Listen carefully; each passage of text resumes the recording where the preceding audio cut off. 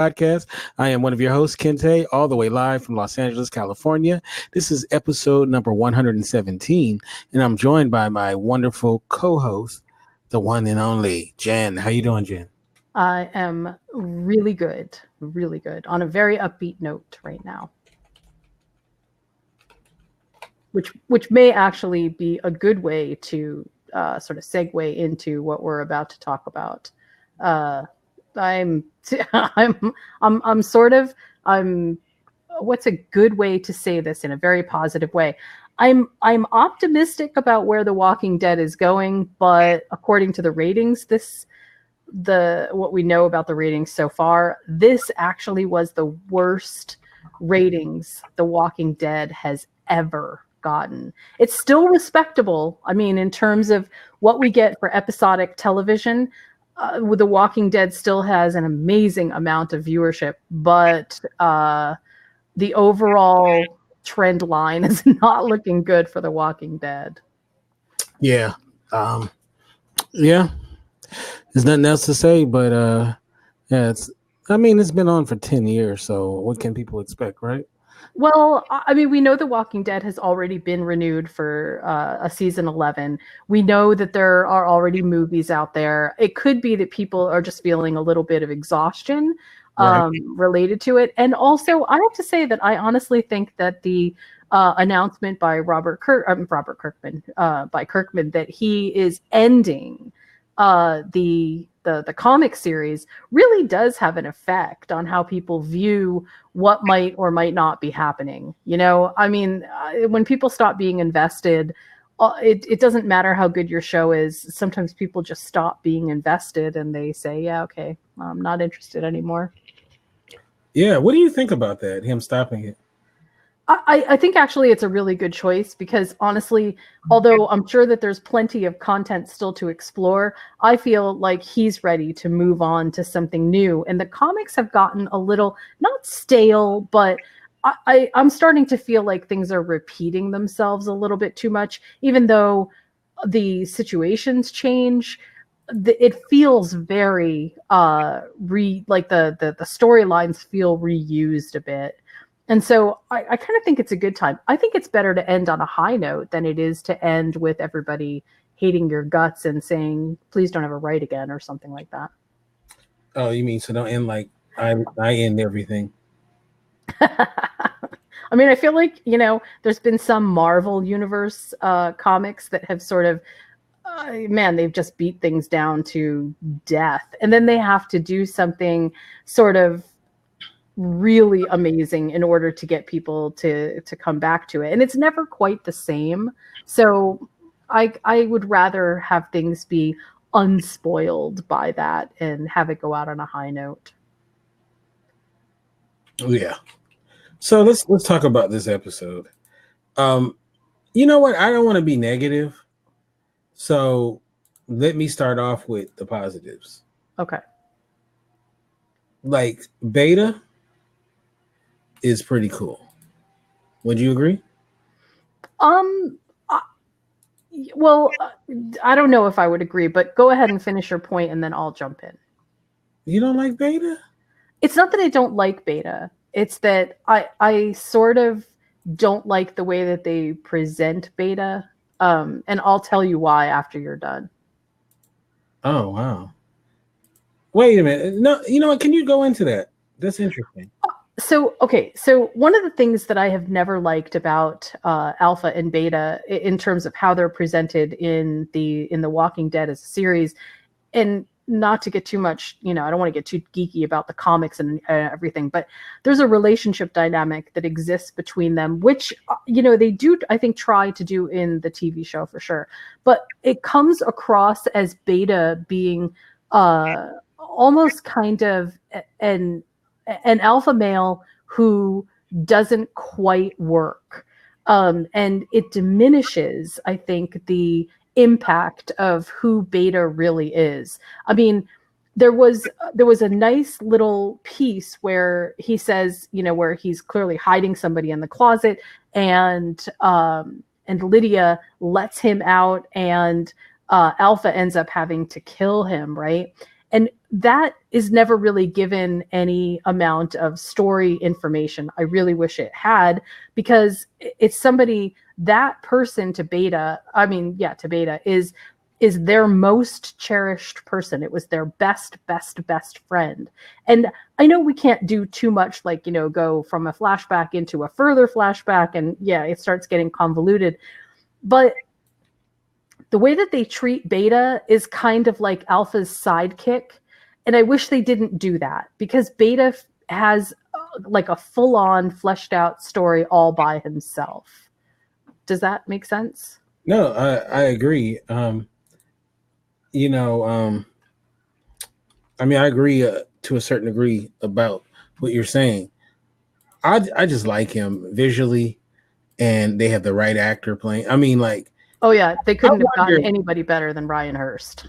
I'm wondering though, like, because if he looks like the comic book character. Yes, he does. So my question is, was he thought of? I wonder if, because he's so spot on, like, was that something? I'd like to find out if was he like, their the person that they modeled him after, because he's so spot on. I mean, that actually, when you see him in the comic book and you see him on the show, it's like when they announced him, it was like, duh. You know what I mean? Like, it was like, of course Ryan Hurst is gonna play him, because that's Ryan Hurst. Yeah. It was like either they was gonna give him that job or Ryan Hurst should sue for them using his likeness in the comic book. Much like they did. I don't know if you know about Samuel Jackson and playing oh my God, Nick Fury. Yeah, Nick Fury modeled him after. In the comic book, they modeled him after Samuel Jackson, and Samuel Jackson was looking to sue, and they were like, "Hey, we're gonna cast you in the movie." So he said, "All right, I'll let it off the hook." So I wonder if that's the case. But anyway, no, I like his character. They're probably planning on later giving more insight into who that was or not. I love the shots of him at a distance when they first came in. It was so creepy. Because I'm thinking they're going to show his face, right? And I love the fact that they kept him, he just had a different kind of mask on, Right. And then, you know what I'm talking about? Those long shots of him down the hall. Yep. Those were creepy. Like, that was really good. Yeah, because the idea is you never really know who Beta is. Right. And that, I think they did visually translate that very well. You're never actually supposed to know exactly who Beta is. Beta is kind of an enigma. And that does sort of work. Even if you think you know Beta, you never really know what's underneath the mask. Right. Yep. Love it. So this is going to be a short episode, ladies and gentlemen. Just want to let people know that. So give me 3 points that we must talk about in this episode. Just off the top of your head. Okay, so 3 points would be: one, the dissent, the argument between Beta and Alpha, because that seems to play into a lot. The second, I think, is Alpha's understanding of what it means to control the group, because that also has a huge implication, I think, for things that are going forward. And the last, I think, is Alpha as a leader versus Alpha as a mother. Because this episode, we delved into the backstory of who Alpha was, right? And we see a young Lydia, and we see them on the run. We see how Alpha sort of came up with the idea of wearing the skins of the walkers in order both to blend in, why it was still difficult because Lydia was still very disturbed by what was happening. They meet Beta. When they meet Beta, something shifts. And my guess is that what shifts is Alpha realizes how totally lonely she really has been. and that she needs someone to be her partner in crime. Now, having said that, though, it goes much deeper than that, because Alpha clearly has already developed a sense of this almost religious ideology of what it means to be dead right now, and that when Lydia says we're all monsters now, and she keeps repeating it, she is trying to convince herself of what her mother basically is saying. We're all monsters now, meaning if you're going to survive in this world, you have to join the monsters. And to me, that also means that you really have to be the monster too. Now, Alpha has sort of a break in what she's able to do because she knows what's best for the group, and what she feels like she needs to do because she still is a mother and still feels a sense of loyalty to Lydia. I don't know if it's love. I suspect it's love, and she just can't say it, because I think that makes her feel like she's weak. But that causes a huge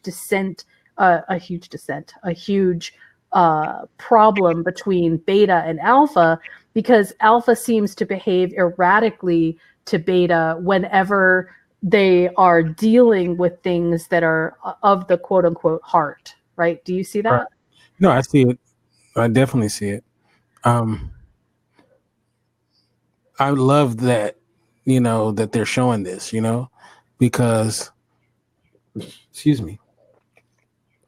I love that they're showing this because it gives a little more insight into their relationship, Right. And it's really easy for us, as when we watch The Walking Dead, to create the other out of just about any other group that's not our group. It is much harder to create a group that is sympathetic in a certain way that maybe we can sympathize and understand with. It makes the fighting, it makes the conflict between the groups much more complicated, and that's what really makes good drama. It isn't really good drama to just set people up to be enemies. I hate using this term, but let's not play cowboys and Indians, right? It's too black and white for us just to set up enemy lines and say, okay, well, you crossed the line, now we're going to fight, now this, now that. We have to actually have some purpose-driven story on both sides of the conflict in order for us to feel like we're drawn into it. And I do feel like they went a long way in this episode to sort of go there.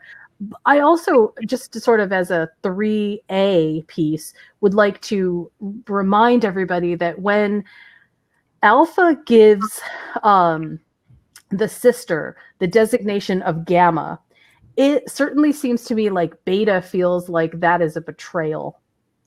Because up until that point, they are the only ones that actually have names. Right. It is kind of funny, though, to see him jealous, Yeah. And then what did he say? That line is, I feel nothing towards you, or something like that. Yeah, well, and that's the thing, right? I feel nothing as Alpha wanted me to, as I, whatever, as the expectation is. That is important, but it also betrays, I think, the underlying issue, which is nobody feels nothing. Everybody feels something. And depending upon how you act on it, that seems to indicate your success. So your success in the group is how much you let it out. And the other sister, the one that went sort of a little bit crazy because she had lost her baby, she let too much of it out and wasn't able to sort of control it. And what I think Alpha is seeing in Gamma is a kind of kindred spirit, not necessarily the same kind of kindred spirit that she sees in Beta, but someone who understands what it feels like to lose someone really close to you. And not just because obviously we know Beta felt that too. He lost someone close to him too. But I think that woman to woman, Alpha feels like Gamma would understand more of what she's feeling based on that loss, that really super personal loss. Right? Does that make sense? Perfect sense. I was really glad on two separate fronts here, right? One was that we didn't do anything in this backstory issue that convoluted the main story as it is now, because I feel like that's something that they attempt to do a lot. And the other thing is, from, again, I know I talked about this on another podcast issue, but the Walking Dead this season so far has been able to do something technically with their story timing that they really have fallen far short of. And if you've decided, oh, I'm not going to watch The Walking Dead this season or whatever, it's worth it, I think, to give it a second look. It really does feel different this season. And I don't mean that in the sense that it feels more sensational or it feels like, oh my gosh, something that didn't happen before is happening. I mean, the sense of story timing feels more on point. It doesn't feel like we're wasting a lot of time paying attention to superfluous things that don't, in the end, matter at all. And we really get a full rounded story each and every episode. Yeah. This wasn't my favorite. When the minute you realize it's a flashback episode. Yeah. But I do feel like this might be important. I do feel like it is important to understand who the Whisperers are, because my guess is, I'm not sure, but my guess is that based on what I know happens in the comics, that there will be some of these interesting pieces that come forward that if you didn't understand the backstory of Alpha, Beta, and now Gamma, that you wouldn't be able to understand even simple motivation going forward. So I feel like it wasn't a waste, but I also feel like it was a good way for us to understand how traumatized Lydia really is. Yeah, there's no way that you cannot be traumatized by what that child went through. Oh, no, not at all. So it to me, it feels like it was just as much a part of who Lydia sort of ended up becoming and why that dynamic between Alpha and Lydia is so incredibly both strained at the same time. I mean, it actually made me sort of shudder a little bit when Alpha had to tell Beta that she hadn't killed Lydia, because it was a straight up lie, right? I mean, there's no way to couch it. And the idea that now Beta has a secret that Alpha doesn't want any of the other Whisperers to know it's sort of a big deal. I think it's actually a really big deal. Yeah, it's a huge deal, and then he got something that he could always spring out if he so choose. Yep, that's exactly right. And my guess is he really may. We'll see. So we'll see. Any last things before we? I think I'd like to just sort of sum the episode up by saying this was not a terrible episode, but it lacked forward plot progression. And anytime we lack forward plot progression, even just a little bit, it's always a little bit hard to sort of muddle through.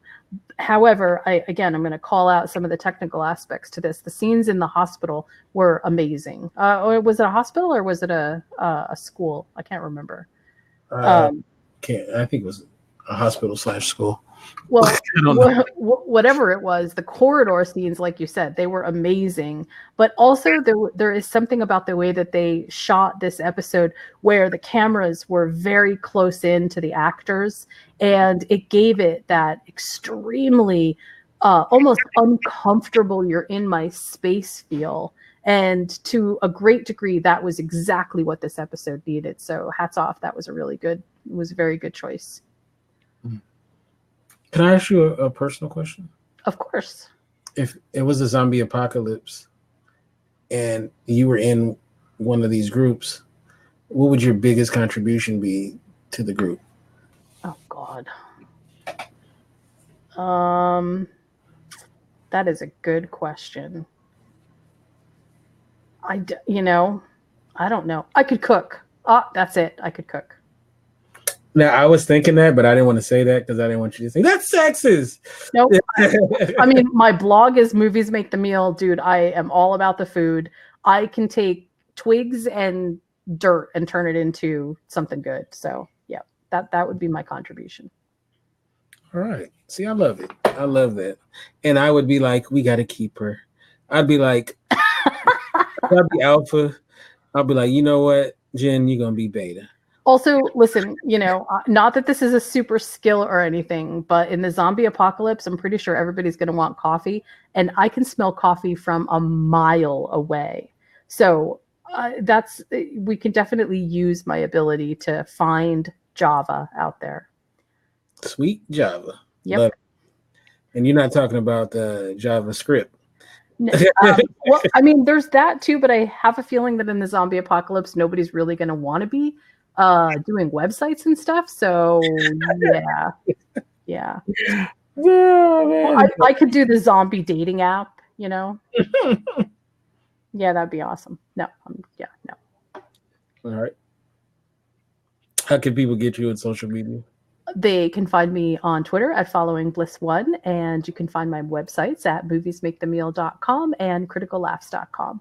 You can get me at Kinte F on Twitter, Kinte Ferguson on Instagram, and the website is indyradio.org, indyradio.org.